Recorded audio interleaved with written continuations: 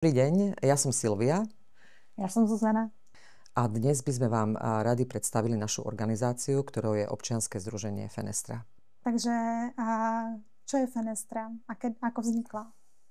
Myslím si, že naša organizácia má veľmi takú zaujímavú históriu. My sme vznikli v roku 1996 ako prvé materské centrum na Slovensku. Dovtedy vlastne žiadne neexistovali a bolo to aj kvôli tomu, že zakladateľky organizácie niektoré v tom čase vlastne boli ženy, ktoré mali malé deti a chceli pre seba aj pre iné ženy nejaký priestor, kde by sa mohli stretávať a zdieľať vlastne tú skúsenosť aj materstva, ale samozrejme, že aj iné. A to sa aj podarilo v tom 96. roku.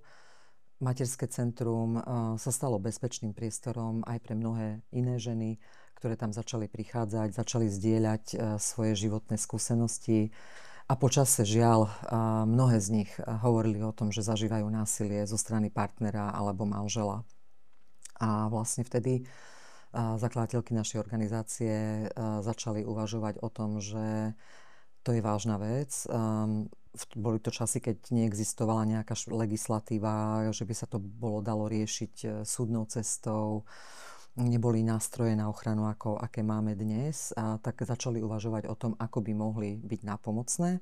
A keďže medzičasom vyrástli ďalšie materské centrá, tak sa rozhodli, že môžu vlastne presunúť svoju pozornosť práve teda na to, ako riešiť situáciu násilia v partnerských vzťahoch a vlastne v roku 1999 materské centrum zatvorili alebo ukončili jeho činnosť a začali vlastne poskytovať pomoc a podporu ženám, ktoré zažívajú násilie v partnerských vzťahoch a vzniklo vtedy krízové centrum Fenestra, dnes vlastne poradenské a intervenčné centrum Fenestra. Takže takto nejak vlastne zhruba to začalo. Od začiatku vlastne čokoľvek, čo sme robili, alebo to, ako aj vlastne organizácia vznikla, išlo z dola, išlo z potrieb žien. A myslím si, že sa k tomu dostaneme neskôr, že je to jedna z vecí, pri ktorej sme zostali a ktoré si myslím, že sú veľmi fajn na tom, čo robíme a ako to robíme. Skúsme si možno teraz povedať rýchly skok z 99. roku k súčasnosti. Ako organizácia vlastne funguje dnes, čo robí? Naďalej vlastne poskytujeme priamu pomoc a podporu ženám, ktoré zažívajú násilie aj k deťom v poradenskom centre. Od roku 2021 sme aj intervenčným centrom, kedy nás vlastne došlo k tomu, že polícia, ak zasahuje, tak nás musí do 24 hodín informovať o zásahu v prípade domáceho násilia a tým pádom poskytujeme pomoc nielen ženám zažívajúcim násilie, ale aj iným ľuďom ohrozeným domácim násilím. A my pôsobíme v Košiciach od toho 99., ale posledné 2 roky máme pobočku aj v Rožňave, ktorá funguje 2 dní v týždni. A okrem toho si vo Fenestre uvedomujeme, že poradenstvo je jedna zložka tej pomoci, ale že ženy potrebujú aj prostredie, ktoré je k ním podporné a potrebujú inštitúcie, ktoré ich chránia a pomáhajú im. Áno, aj si spomenula políciu, že tam trošku aj nastala taká veľmi fajn zmena v tom, aké majú, ako vedia zasahovať a ako vedia spolupracovať s intervenčným centrom. A práve na tej spolupráci sa snažíme ďalej pracovať a snažíme sa rozvíjať spoluprácu aj s inými inštitúciami a odborníkmi. A tiež sa snažíme vzdelávať tieto inštitúcie a prinášať im, čo je dôležité v oblasti násilia na ženách. A taktiež sa snažíme prinášať návrhy na zmeny legislatívy alebo postupov inštitúcií tak, aby vlastne tá pomoc a ochrana bola účinnejšia a rýchlejšia. A tiež vyvíjame množstvo aktivít v tom, aby sme šírili povedomie o násilí na ženách a domácom násilí a zároveň aby sme citlivovali spoločnosť na potrebu nulovej tolerancie násilia. A robíme to rôznymi kampaňami. Ako aj teraz je 16-dňová kampaň proti násiliu na ženách. Takže snažíme sa zapájať do kampane alebo vytvárať svoje. A tie všetky aktivity, ktoré robíme, ako východiskom preto je práve ten denný kontakt so ženami a ich skúsenosť. No to je myslím, že jedna vec, ktorá asi mne sa, jedna z vecí, ktorá sa mi asi najviac páči na tom, ako vlastne v organizácii vnímame aj pomoc, podporu ženám, že to nie je niečo, čo my robíme pre nich, ale že je to veľmi vlastne také rovnocenné, partnerské v tom zmysle, že cez ich skúsenosť a to, že nám dôverujú a že dokážu s nami skúsenosť zdieľať a že sme účastné a sprevádzame ich na ceste k tomu, aby mohli žiť slobodný život bez násilia, tak sa veľa naučíme aj my a zároveň vlastne vieme v kontakte s rôznymi inštitúciami alebo rôznymi inými aktérmi, ktorí vedia nejaké zmeny urobiť a aj majú moc to urobiť, a prinášať práve skúsenosť žien a tým snáď im dať tejto skúsenosti hlas taký, aký si zaslúži. Čo je dôležité, je, že Fenestra stojí na veľmi silných hodnotách. Možno nám povedz trošku viac o tom, aké hodnoty sú pre nás dôležité. No, organizácia naša vlastne od začiatku má silné hodnoty, čo si myslím, že je zásluha určite prvých alebo tých matiek zakladateľiek našej organizácie, ktoré to vnímali práve kvôli tomu, že aj spoločnosť prechádzala zmenou, že postaviť organizáciu na hodnotách je dôležité a doteraz vlastne sa tých hodnot držíme, čo znamená, že asi boli nastavené dobre a sú to silné hodnoty. Jedna z takých kľúčových hodnôt je, že násilie na ženách je porušovaním ich základných práv a slobôd. A či už sa bavíme o práve na život, ale aj práve na slobodu, a práve na rovnakú ochranu pred zákonom alebo právo na seba určenie. To všetko vlastne, ak zažívajú ženy násilie, všetky tieto práva sú im opakovane každý deň zásadným spôsobom narúšané a porušované. A zároveň hovoríme aj o tom, že násilie na ženách je celospoločenský problém. Nie je to súkromný problém jednotlivých žien, pretože nám to hovoria čísla. My dnes vieme povedať, že z najnovšieho reprezentatívneho výskumu, že každá druhá žena na Slovensku má počas života skúsenosť s nejakou formou psychického násilia zo strany partnera. A každá takmer tretia žena má skúsenosť buď s fyzickým násilím, alebo vyhrážaním sa fyzickým násilím, alebo sexualizovaným násilím tiež zo strany partnera. Čiže ako spoločnosť tým pádom proste potrebujeme s tým pracovať. Tak ako si povedala ty, jedna z vecí je, možno také heslo je vlastne blížiť sa alebo snažiť sa spoločne ísť k nulovej tolerancii násilia na ženách alebo aj akéhokoľvek iného. Takže toto sú také základné hodnoty, ktoré máme. Teraz možno sa posuňme k tomu, čo je takým jadrovou činnosťou organizácie, a to je poskytovanie pomoci a podpory ženám zažívajúcim násilie, ale ako si povedala, aj ľuďom, ktorí sú ohrození domácim násilím. Takže skús nám povedať, ako vyzerá prvý kontakt, ako sa môže žena, ktorá zažíva násilie, na nás nakontaktovať. Prvý kontakt je teda telefonický. Je to práve kvôli tomu, že máme utajenú adresu, kvôli bezpečiu žien, ktoré k nám chodia. Niekedy sú ženy prenasledované svojimi násilnými partnermi, takže snažíme sa im vytvoriť bezpečný priestor. Preto máme utajenú adresu a vedia nám zavolať. Naša linka je dostupná každý pracovný deň od 9. do 16. A počas hovoru vlastne sa pozeráme na to, ako sa ten násilný partner správa, čo robí. A rozprávame sa o tom, čo by potrebovali. A pozeráme sa na mieru ohrozenia násilím a hľadáme spôsoby zvýšenia bezpečia žien a detí alebo iných ľudí, ktorí sú ohrození domácim násilím. A tá telefonický kontakt prvý je možný kedy? Možno keby si povedala, v akých časoch a ako trošku viacej to funguje? Ten telefonický kontakt trvá nejakú 1 hodinu približne, pretože fakt sa potrebujeme, ak chceme sa rozprávať presne o bezpečí a o zvýšení bezpečia v rámci aktuálnej situácie, pretože niekedy nám ženy volajú aj po akutnom útoku. tak potrebujeme sa aj dobre zorientovať v tej situácii. Preto je dobré, ak majú ženy vyhradený dostatok času a sú v bezpečí, keď s nami volajú.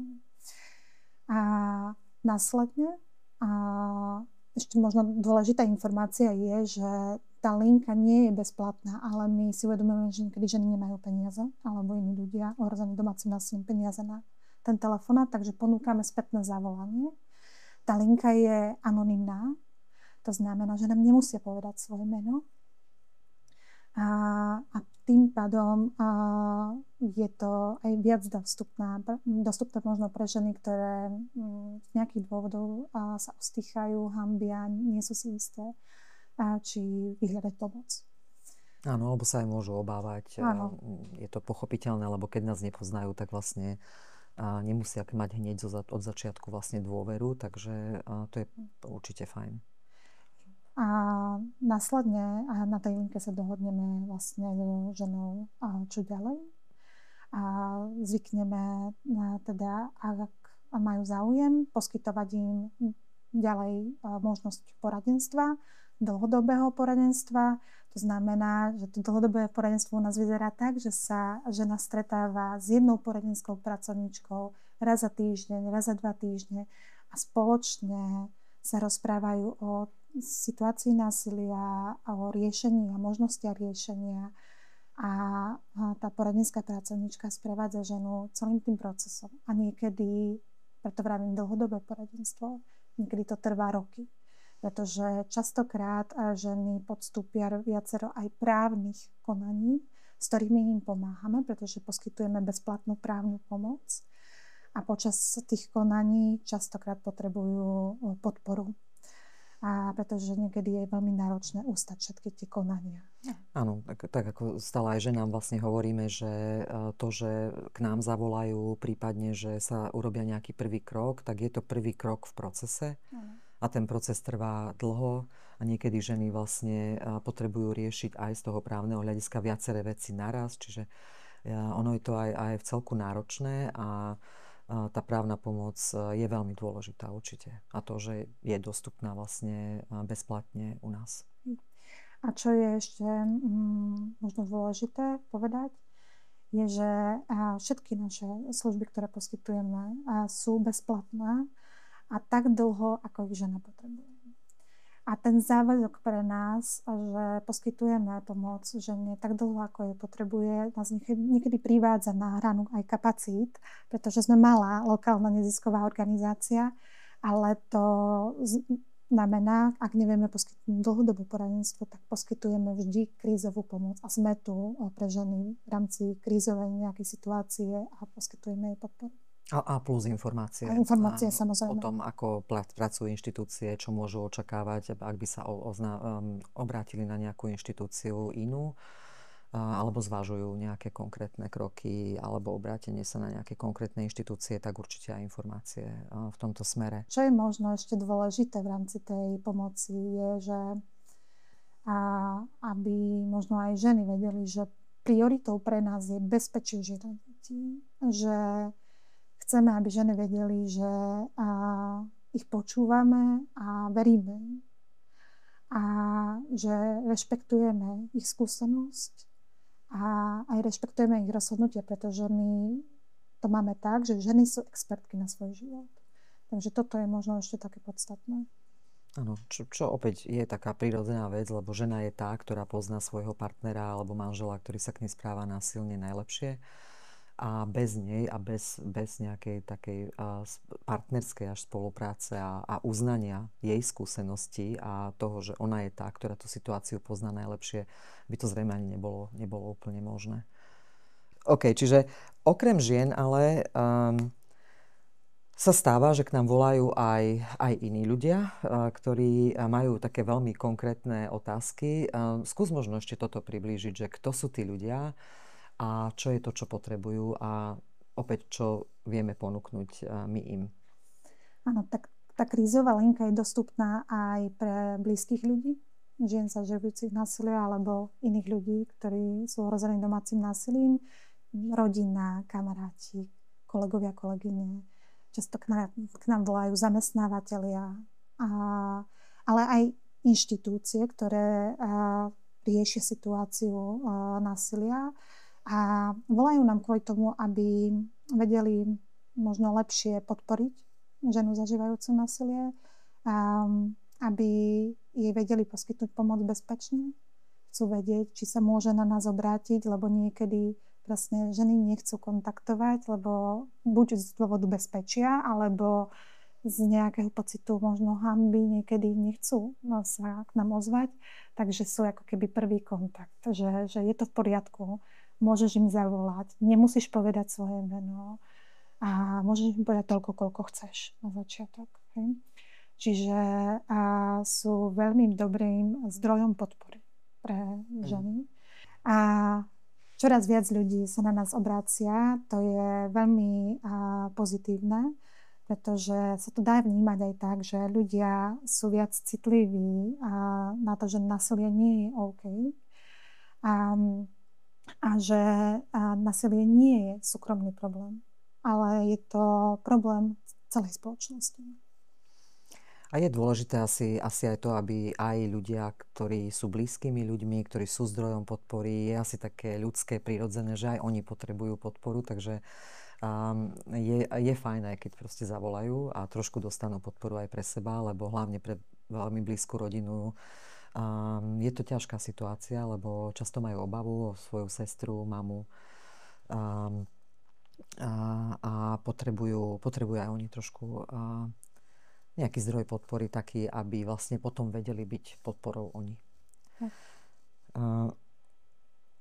Myslím si, že to je taká časť ako vlastne, čo robíme my, akú pomoc a podporu poskytujeme my, ale vlastne sú určite aj veci, ktoré vy, ľudia, alebo tí, ktorí máte nejaké firmy alebo súkromné biznisy, môžete možno urobiť pre nás. Takže skúsme začať takým základným, že čo je taká najdôležitejšia vec pre nás, aká je to podpora. Ako v prvom rade sa odpichnem od toho, čo sme rozprávali predtým, a teda je veľmi dôležité, ak máte vo svojom okolí niekoho, kto zažíva násilie, a ženu alebo iných ľudí, že aby ste sa snažili byť podporní a byť podporou, lebo tým pádom je to oveľa viac možností na rýchlejšie vyriešenie aj situácie násilia, keď ženy majú podporu. Ale osvedčila sa nám aj taká akože praktická pomoc v posledných rokoch, a to sú napríklad nákupné poukážky do rôznych obchodov, či už s potravinami, ale aj s rozličným ďalším tovarom, pretože dochádza akože počas roka k situáciám, kedy ženy proste nemajú dostatok peňazí na to, aby pokryli buď to základné potreby, alebo potreby, ktoré sú nad rámec rozpočtu, akože takého pravidelného. Takže toto je niečo, čo by veľmi pomohlo. Priamo ženám. Priamo ženám, áno. A potom vlastne samozrejme, my sme občianske združenie ako množstvo iných neziskových organizácií. Aj u nás to funguje tak, že na to, aby sme vlastne vedeli poskytovať pomoc a podporu, ale robiť aj ďalšie naše aktivity, aby došlo možno aj k nejakej širšej zmene v zmysle praxe, inštitúcií a dostupnosti účinnej ochrany a pomoci, tak vlastne ako nezisková organizácia, ako občianske združenie, my potrebujeme si vlastne nájsť tie zdroje, uchádzať sa o rôzne zdroje v grantových výzvach, aby sme vlastne vedeli naďalej pokračovať v pomoci a podpore a v ďalších aktivitách. A samozrejme, že do veľkej časti poskytovanie pomoci a podpory, keďže to je aj nejakom zákonom regulované, tak to ide z dotácií, sú to štátne a verejné zdroje. Ale potom samozrejme vždy potrebujeme aj iný typ zdrojov na to, aby sme vedeli robiť presne aj tie nejaké ďalšie aktivity. A potrebujeme vlastne aj jednotlivých ľudí. Máme tu skúsenosť, že je to veľmi, veľmi fajn. Ak by ste mali chuť podporiť to, čo robíme, tak na našej webovej stránke fenestra.sk v časti Chcem podporiť nájdete rôzne spôsoby, ako sa to dá urobiť. Jedným z nich je individuálny dar finančný, tam to viete priamo urobiť z našej stránky. Ešte lepšia možnosť je trvalý príkaz. Môže to byť na úplne nejakú symbolickú aj menšiu sumu, ale tým, že to je opakované, keď je vás viac, tak je to pre nás veľmi fajn vec, lebo je to stabilný zdroj. A takisto môžete v čase v roku, keď sa môžete rozhodnúť, komu dáte 2% zo svojich daní z príjmov, tak takisto je tá možnosť poukázať ich nám, za čo sme vždy veľmi vďačné, keď to ľudia urobia. A plus máme aj e-shop, ktorý opäť nájdete ten preklik na našej stránke, kde máme merch, ktorý vlastne tiež má v sebe aj nejaké odkazy a postojové veci a možno si tam budete vedieť nájsť niečo, čo vás zaujme. Takže toto sú určite niektoré zo spôsobov takých hlavných, ako sa nás dá podporiť. Ako vedia možno podporiť to, čo my niekedy nemáme, akože niekedy nám chýbajú zručnosti alebo peniaze na to, aby sme si zabezpečili možno niektoré služby, ktoré sú potrebné v organizácii, ale nemáme na nich dostatok peňazí. Možno povedz o tých zručnostiach, ktoré by mohli byť napomocné. Áno, tak tým, že ako si povedala, nás nie je veľa v organizácii a nevenujeme sa a nemôžeme vedieť robiť všetko, ale samozrejme, že v organizácii potrebujeme napríklad mať dobre nastavenú databázu, z ktorej budeme vedieť proste vybrať tie údaje, ktoré sú podstatné, ktoré nám aj ukazujú, čo a ako to robíme a čo sú možno veci, ktoré sa z tohto vieme naučiť, a plus potrebujeme samozrejme ukazovať aj výsledky našej práce aj tým, ktorí financujú tú pomoc a podporu. A samozrejme aj tá databáza a to, ako sa vyvíja aj téma násilia páchaného na ženách, to nie je statické, lebo sa vyvíja tak, ako sa vyvíja spoločnosť, tak potrebujeme tam robiť zmeny. A potrebujeme ju aktualizovať, doplňať a nemáme jednoducho zručnosti na to, aby sme si to tam naprogramovali sami, takže potrebujeme niekedy takúto podporu v takých IT záležitostiach. V oblasti... Ale aj nastavení bezpečia častokrát. To som chcela povedať, že v oblasti technológií, samozrejme, že keď sa bavíme o tom, že bezpečie je kľúčové, tak aj my potrebujeme sa učiť neustále o tom, ako technológie vplývajú na bezpečie žien, ale vlastne my potrebujeme tiež mať zabezpečené systémy naše, čiže určite, ak sú firmy, ktoré by vedeli na takomto niečom s nami spolupracovať, tak to uvítame. A plus vlastne my už niekoľko rokov máme také know-how, ktoré začalo pred možno 4 rokmi v spolupráci so zamestnávateľmi. Zamestnávateľia sú pre nás veľmi dôležitou skupinou, pretože pre ich firmy vlastne robia rôzni ľudia, vrátane žien, ktoré zažívajú násilie, alebo iných ľudí, ktorí majú skúsenosť s domácim násilím. A vidíme to, že začínajú sa zamestnávateľia viac o túto tému zaujímať a majú snahu buď v rámci spoločenskej zodpovednosti podporovať organizácie, ako sme my, alebo aj iné, ale zároveň vo vlastných firmách prijímať nejaké nástroje na to, aby vedeli byť podporní ku zamestnankyniam a zamestnancom, ktorí môžu mať skúsenosť s násilím, či už ženy s partnerským násilím, prípadne s domácim násilím. A snažia sa vlastne vyvíjať nejaké takéto nástroje a plus snažia sa svoje zamestnankyne a zamestnancov citliviť viacej na tému násilia na ženách a domáceho násilia.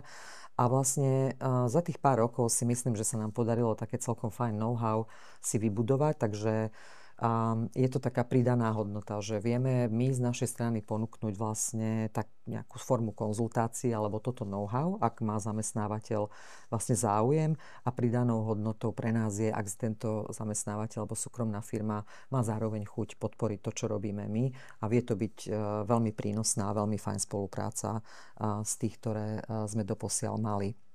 Takže určite to je ďalšia vec, kde sa dá nejaká zmysluplná spolupráca zároveň vlastne podpora našej organizácie urobiť v tomto kontexte. Dobre, takže ešte na záver by sme sa chceli poďakovať HC Košice za to, že nám poskytlo takýto priestor. To je tiež jedna z vecí, ktoré možno by sme bez pomoci a podpory nevedeli urobiť.